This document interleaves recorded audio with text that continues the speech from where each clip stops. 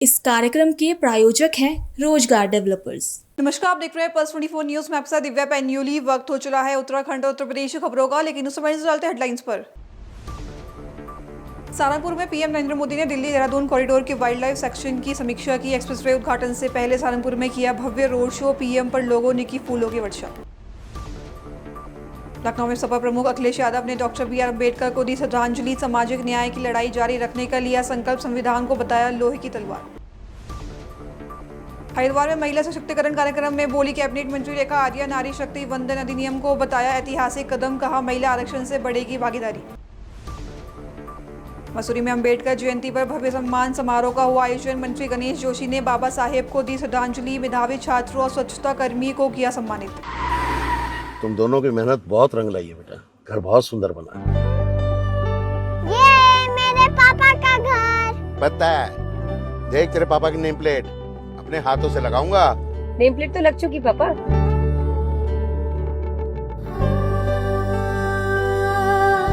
असल मेहनत तो आपने किया पापा, मुझे इस काबिल बनाने के लिए। वो जिंदगी भर किराए के मकान में रहे, लेकिन तो आज ये घर मेरा नहीं, ये है मेरे पापा का घर।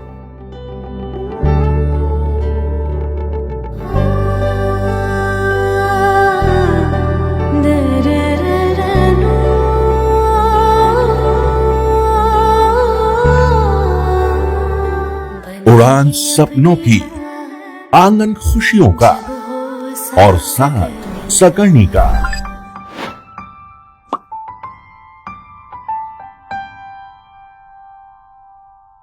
60 वर्षों से आपके साथ मनोरंजन और संस्कार का संगम, जाह्नवी मैगजीन। आइए अब देखते हैं खबरें विस्तार से।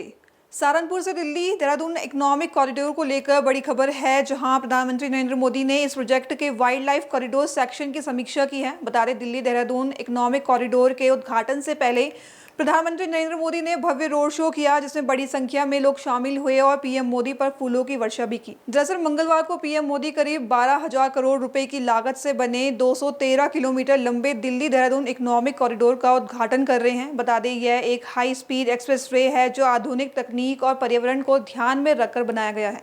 अभी दिल्ली से देहरादून पहुंचने में 6 घंटे या उससे ज़्यादा समय लग जाता था, लेकिन इस नई एक्सप्रेसवे के बनने के बाद यह सफर सिर्फ लगभग 2.5 घंटे में पूरा हो जाएगा। इससे लोगों का समय बचेगा और यात्रा ज़्यादा आरामदायक होगी। समीक्षा के दौरान परियोजना की प्रगति, पर्यावरण संरक्षण और वन जीवों की सुरक्षित आवाजाही को लेकर किए जा रहे उपायों पर चर्चा हुई। यह कॉरिडोर दिल्ली और देहरादून के बीच बेहतर कनेक्टिविटी के साथ साथ पर्यावरण संतुलन बनाए रखने के उद्देश्य से तैयार किया जा रहा है। लखनऊ में अम्बेडकर जयंती के अवसर पर समाजवादी पार्टी प्रमुख अखिलेश यादव ने Baba Saheb doctor B are Ambedkar को श्रद्धांजलि अर्पित की और सामाजिक न्याय को लेकर बड़ा बयान दिया। इस मौके पर उन्होंने कहा कि देश सामाजिक न्याय की लड़ाई को आगे बढ़ाता रहेगा। उन्होंने बाबा साहेब को संविधान को लोहा की तलवार बताते हुए कहा कि यह समय समय पर लोगों को सम्मान और अधिकार दिलाने का काम करता है। अखिलेश यादव ने यह भी कहा कि संविधान केवल दस्तावेज नहीं बल्कि संजीवनी है जो देश की लोकतांत्रिक व्यवस्था को मजबूती देता है।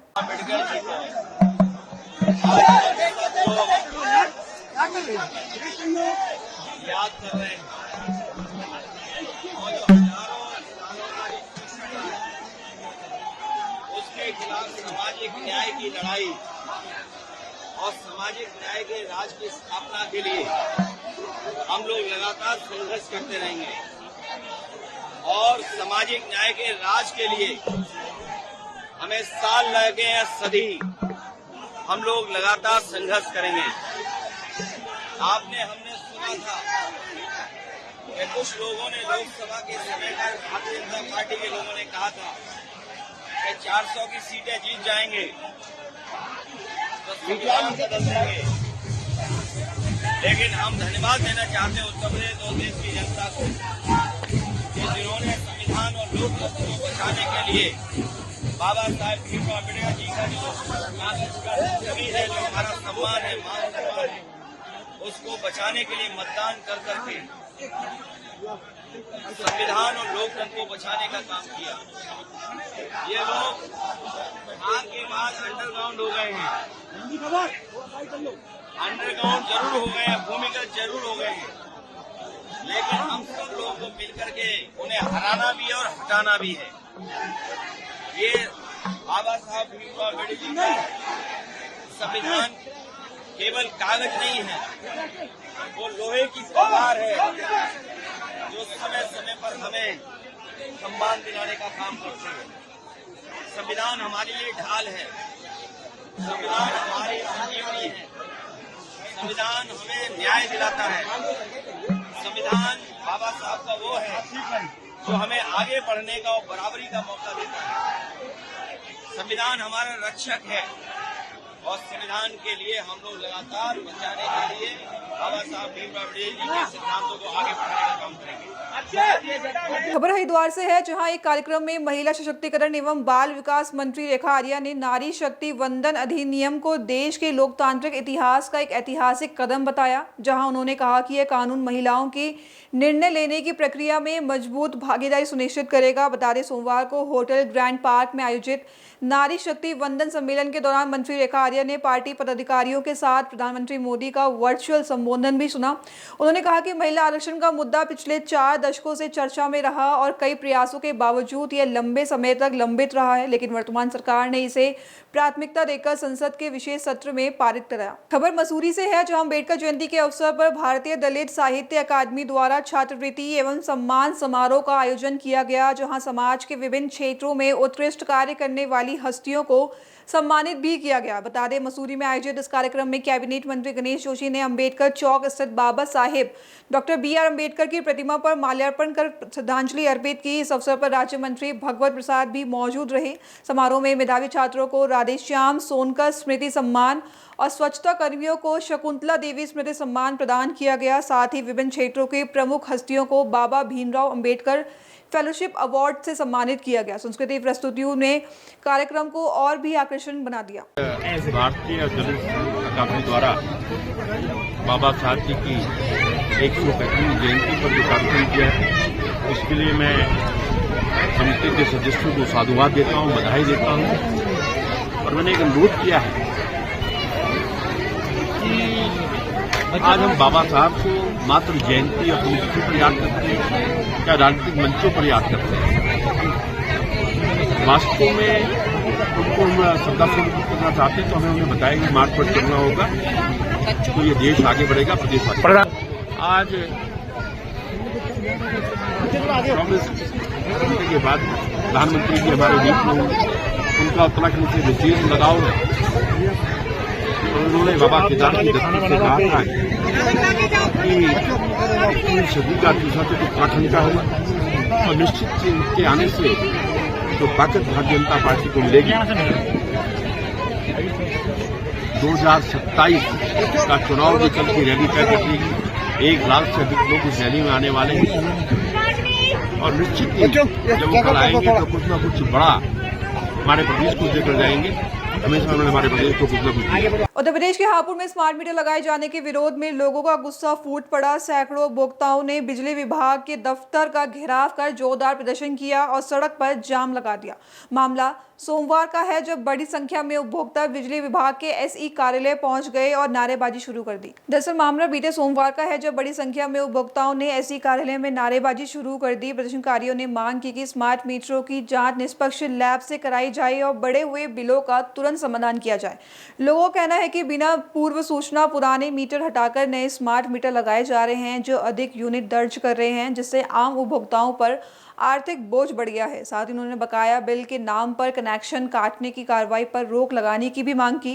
प्रदर्शनकारियों का आरोप है कि स्मार्ट मीटर लगाने के बाद बिजली बिल 2 से 3 गुना बढ़ गया है। बता दें, स्थिति बिगड़ने पर पुलिस मौके पर पहुंची और हालात को नियंत्रित किया गया। प्रदर्शनकारियों ने मांग की कि स्मार्ट मीटरों की जांच निष्पक्ष से कराई जाए, बढ़े हुए बिल का तुरंत समाधान भी किया जाए। उत्तराखंड के रामनगर के शिवलालपुर गांव में उस समय अफरा तफरी मच गई जब एक तेंदुआ अचानक जंगल से निकलकर आबादी में घुस गया और एक पालतू कुत्ते पर हमला कर दिया। बता दें, घटना सुबह के समय की है, जब रामनगर के ग्राम शिवलालपुर में तेंदुआ दिखाई दिया। बताया जा रहा है कि तेंदुए ने एक जर्मन शेफर्ड कुत्ते पर हमला किया। हालांकि कुत्ता किसी तरह उसकी पकड़ से बच निकला। घटना के बाद ग्रामीणों की भारी भीड़ मौके पर जमा हो गई, जिससे तेंदुआ घबरा गया और पास के एक पेड़ पर चढ़ गया। सूचना मिलते ही वन विभाग की टीम मौके पर पहुंची और काफी मशक्कत के बाद तेंदुओं को ट्रैंकुलाइज कर सुरक्षित रेस्क्यू कर लिया गया। ये लेपर्ड जो है हमें 3-4 साल से परेशान कर रहा है। 3 कुत्ते हमारे पहले भी मार चुका है। मैंने इलाज भी कराया सरकारी हॉस्पिटल में, लेकिन वो कुत्ते उसके बावजूद भी मारे गए तीनों कुत्ते। लेकिन ये अब 2 महीने से यहाँ लगातार हमारे घर पे आ रहा था कुत्तों की वजह से। हमने पिंजरा भी लगवाया यहाँ पे फॉरेस्ट को फोन करके, उसके बाद ये पिंजरे में नहीं फंसा। और आज इसने 5 बजे सुबह, कुत्ता हम बंद रखते हैं, हम सुबह को जब उठते हैं कुत्ता जब खोलते हैं, और आज सुबह 5 बजे इसने घर के यहाँ पे फिर हमला करा। फिर हम जगे हुए थे तो हम लोग इसके लठ लेके इसके पीछे भागे, तो कुत्ता इसके पीछे भागा कुत्ते की, और इसकी वहाँ पे झपट हो गई। फिर हम पहुँचे वहाँ, पहुँचने के बाद जब कुत्ते ने हमें देखा तो कुत्ता उससे पीछे नहीं हटा, कुत्ता उससे लड़ चुका था। और उसके बाद गुलदार ने हम लोगों को देखा तो वो पेड़ में चढ़ गया। पेड़ में से अब फॉरेस्ट वालों को फ़ोन किया है तो वो लोग आए और उन्होंने उसको रेस्क्यू किया। आज सुबह ये 5 बजे से कह रहे हैं कि पेड़ के ऊपर बैठा हुआ था। गांव के लोगों ने देखा और गांव के बहुत लोग सक्रिय होकर सुबह से इसकी घेराबंदी में लगे हुए थे ताकि ये इसे रोका जा सके। उसके बाद फॉरेस्ट को सूचना दी और फॉरेस्ट के अधिकारी यहाँ पहुंचे। डॉक्टर दुष्यंत के निर्देशन में ये पूरा ऑपरेशन हुआ है। एसडीओ साहब अवेलेबल थे और आपके रेंजर साहब भी थे, सभी लोग थे। और इसे टाइगर को ट्रैंकुलाइज करके अब जाल के अंदर रखकर ये ले जाया गया है। जो भी उसका इलाज करना होगा और जो भी आगे की कार्रवाई होगी फॉरेस्ट अपने हिसाब से करेगा। जंगलों में जो है छोटे जानवरों के लिए खाने की चीज़ें नहीं अवेलेबल हो रही हैं, तो वो जानवर जंगल की तरफ, गाँव की तरफ भागते हैं, तो ये लोग भी गाँव की तरफ आ रहे हैं। और बहुत बार ऐसा भी होता है कि जब जानवर घायल है, वो जंगल के अंदर शिकार नहीं कर पाता, तो उसे गाँव में आसानी से कुत्ते और छोटे जानवर शिकार मिल जाते हैं, इसलिए भी वो गाँव की तरफ आ रहा है। उत्तर प्रदेश के हरदोई में एक ऑटो गैराज में अचानक भीषण आग लग गई, जिससे इलाके में अफरा तफरी मच गई। ये घटना हरदोई के सिटी मोटर वर्कशॉप की है, जहां देर रात करीब 10:45 पर आग लगने की सूचना मिली। सूचना मिलते ही दमकल विभाग की टीम मौके पर पहुंची और कुल 4 फायर टेंडर की मदद से आग पर काबू पाया गया। हरदोई के एग्रीकल्चर अधिकारी महेश प्रताप सिंह के अनुसार वर्कशॉप में 2 CNG गाड़ियां भी मौजूद थी, जिससे स्थिति और गंभीर हो गई। समय रहते आसपास के लोगों को सुरक्षित बाहर निकाला गया और नुकसान को कम करने की कोशिश की गई। आज रात्रि लगभग 11:15 बजे तिहानी चुंगी शाहजहांपुर रोड हरदोई में सिटी मोटर वर्कशॉप में आग की सूचना प्राप्त हुई। तत्काल हमने एक fire tender fire station Hardoi से घटनास्थल के लिए रवाना किया। यहाँ पर आकर देखा कि आग बहुत तेजी से जल रही थी। आग की इस विभीषिका को देखते हुए हमने तत्काल 2 fire tender fire station Hardoi से, 1 fire tender fire station Bilgram से, 1 fire tender fire station Shahabad से घटनास्थल के लिए बुलाए और 4 फायर टेंडरों की मदद से हमने आग को कंट्रोल किया। यहाँ पर इस वर्कशॉप में 2 CNG से भरी हुई गाड़ियाँ भी थी। हमने पहले उनको खाली कराया और आसपास, क्योंकि आग इतनी तेजी से फैल रही थी, आसपास के लोगों को हमने बचाया, बाहर निकाला और सामान को भी यहाँ से खाली कराया। आग को पूर्ण रूपेण कंट्रोल कर लिया गया है। इस घटना में कोई किसी भी प्रकार की प्रथम दृष्टया तो शॉर्ट सर्किट से प्रतीत होती है, लेकिन अभी वास्तविक आग का कारण जो जांच के बाद ही बता पाएंगे। नुकसान कितना हुआ? नुकसान का आकलन, अभी नुकसान के आकलन की जानकारी जांच करके ही बता पाएंगे। उत्तर प्रदेश के अलीगढ़ मुस्लिम यूनिवर्सिटी के हॉस्टल में पुलिस की छापेमारी के बाद नकली नोट और कारतूस मिलने से हड़कंप मच गया है। बता दें, ये मामला अलीगढ़ मुस्लिम यूनिवर्सिटी के हॉस्टल का है, जहां पुलिस रेड के दौरान एक छात्र के कमरे से नकली नोट और कारतूस बरामद किए गए। AMU के प्रॉक्टर मोहम्मद नावेद खान ने बताया कि छात्र के रिकॉर्ड की जांच में 2 अलग-अलग नामांकन नंबर सामने आए हैं, जिससे उनके एडमिशन में गड़बड़ी की आशंका जताई जा रही है। देखिए, सबसे पहला हमारा जो कदम था वो ये था कि उस बच्चे के सिलसिले में जो शहबाज है, जो हमारे जो रिकॉर्ड्स उसके बारे में जो इन्फॉर्मेशन हमें प्रोवाइड करते हैं, उसको हमने चेक करा। चेक करने के बाद जो उसने यूनिवर्सिटी में 2 अलग अलग वक्तों पे एडमिशन ली है, जिसमें उसके 2 एनरोलमेंट नंबर्स हमारे पास निकल के आए। तो हमने उसकी फर्दर तफ्तीश करी और हमें मालूम चला कि उसने जब पहला एडमिशन लिया था वो डिप्लोमा इंजीनियरिंग मैकेनिकल में लिया था। सेकंड एडमिशन उसने कुछ और यूनिवर्सिटीज़ की डिग्रीज को इस्तेमाल करते हुए यहाँ MCA में एडमिशन लिया। और हमने जब पुलिस की रेड और पुलिस को जो इन्फॉर्मेशन मिली थी, जब हम वहाँ पर गए रूम पर पुलिस के साथ, तो हमने ये पाया कि वहाँ पर कुछ और भी सर्टिफिकेट्स और डॉक्यूमेंट्स है जो पुलिस ने अपने कब्जे में लिए हैं वहाँ से। और उसमें कुछ हमें AMU से रिलेटेड भी 2 के करीब हमें याद है इस लड़के की मार्कशीट्स हमें मिली जो कि हाई स्कूल और 12th की थी। और उसके बाद हमने उनको जब चेक करा तो ये पाया कि वो दोनों ही फर्जी थी।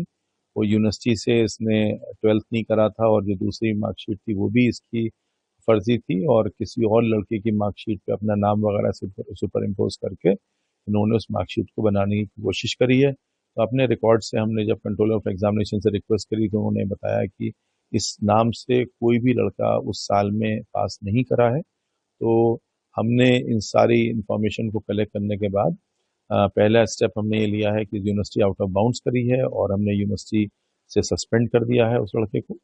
और अब हम अगली जो स्टेप हमारा होता है कि जिसमें हम एक एक्शन लेते हैं कि उसकी भी कमेटी जो है उसको भी हम कॉल करके जल्दी ही इसके ऊपर जो पुख्ता जो और कार्रवाई अगली हमारे जो जैसे प्रोसीजर दिया हुआ उसके हिसाब से हम करेंगे। और प्रतिबंधित तो हमने तभी अपने उसी आदेश से कर दिया कि यूनिवर्सिटी में इनकी एंट्री आउट ऑफ बाउंड्स है, ये इनको अलाउड नहीं है। नहीं, हथियार तो नहीं, पुलिस को वहाँ पर 2 पिस्टल की मैगजीन्स मिली थी, उसके अंदर वहाँ पर 12 बोर के लाइव कार्ट्रिजेस थे और कुछ खोखे जो थे, जो मुझे याद है 32 बोर के भी खोखे थे उसके वहाँ पर। और साथ में जैसे आपने बताया कि नकली नोट भी उसके अंदर बरामद हुए। अभी तक कितनी इंट्रोगेशन पुलिस ने जो 7 के उसके मेरा से टोटल जो उस रूम में ऑफिशियली जो अलॉटेड थे लड़के जिनको नहीं रहने दिया जा रहा था उनसे भी बातचीत करी पुलिस ने। और उसके साथ में जो लड़के रह रहे थे उनमें से एक तो अभी तक नहीं ट्रेस हो पाया है और एक जो ट्रेस हो पाया था उसको बुला के हमने भी उससे पूछताछ करी है, पुलिस ने भी पूछताछ करी है। और पूछताछ के बाद जो मेरी इन्फॉर्मेशन है वो ये, पुलिस ने उसको छोड़ दिया था उस लड़के को। पुलिस कार्रवाई के बाद एक्शन प्लान देखिए, हमारा तो एक्शन प्लान है और हमारा मानना ये है कि 99.9% बच्चा यूनिवर्सिटी के अंदर पढ़ने लिखने में इंटरेस्ट रखता है और वो इस टाइप की किसी भी गतिविधि में शामिल नहीं होता है। और बहुत ही मतलब कम बच्चे ऐसे हैं जो कि इन चीज़ों में इन्वॉल्व हैं और उनकी वजह से हमारी यूनिवर्सिटी की बदनामी होती है, हमारे शहर की बदनामी होती है। तो हम कोशिश ये कर रहे हैं कि उन बच्चों को आइडेंटिफाई करें और इसमें जो डिफरेंट हॉल्स के जो प्रोवोस्ट हजरात हैं उनसे भी हमने मदद मांगी है। और इसमें अच्छी बात यह है कि जो स्टूडेंट्स हैं हमारे वो भी आगे बढ़ के हमसे कॉन्फिडेंशियली इंफॉर्मेशन शेयर कर रहे हैं कि इस टाइप की चीज़ों में कुछ उनको जैसे शक है बच्चों को, कुछ रूम्स में इन्वॉल्व हैं स्टूडेंट्स या आउटसाइडर्स आते हैं, तो उसकी इन्फॉर्मेशन भी बच्चे हमसे शेयर कर रहे हैं। और हम कॉन्फिडेंशियली ही उस इन्फॉर्मेशन को कॉन्फिडेंशियल ट्रीट करते हुए उनकी डिटेल्स किसी से भी शेयर नहीं कर रहे हैं। और हम कोशिश कर रहे हैं कि एक लिस्ट ड्रॉप कर लें जिसमें हमें पता चले कि कितने बच्चे उनमें से हमारे यूनिवर्सिटी के रेगुलर स्टूडेंट्स हैं और कितने आउटसाइडर्स हैं कि जो यूनिवर्सिटी में आ रहे हैं और गलत हरकतों में इन्वॉल्व हैं। उनके खिलाफ भी हम सख्त कार्रवाई करेंगे और कर रहे हैं। अभी के लिए बस इतना ही। खबरों के लिए बने रहे पल्स 24 न्यूज के साथ, तब तक के लिए नमस्कार। इस कार्यक्रम के प्रायोजक थे रोजगार डेवलपर्स। तुम दोनों की मेहनत बहुत रंग लाई है बेटा, घर बहुत सुंदर बना है। ये मेरे पापा का घर। पता है, देख तेरे पापा की नेम प्लेट अपने हाथों से लगाऊंगा। नेम प्लेट तो लग चुकी पापा।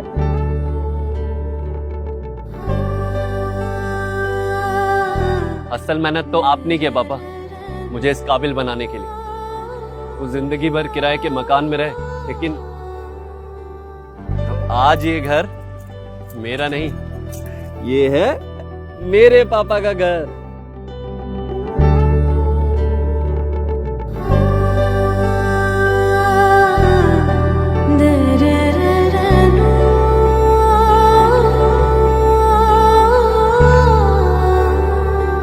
उड़ान सपनों की, आंगन खुशियों का और साथ सकर्णी का।